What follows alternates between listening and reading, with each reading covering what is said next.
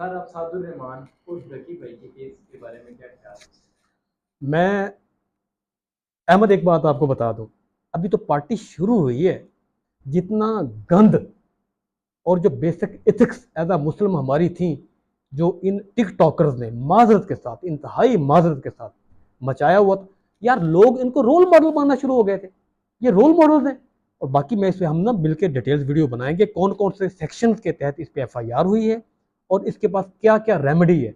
अभी तो पार्टी शुरू हुई है। बाकी जितने भी यूट्यूबर और टिकटॉकर हैं नाम निहाद जो रोल मॉडल बने हुए हैं, जो हमारे बच्चे कच्चे जहन के मालक हैं, जो इनको रोल मॉडल बना के बैठे हुए हैं, और ये लोग लोगों की तलाकों की वजह है, ये लोग घर उजड़ने की वजह है।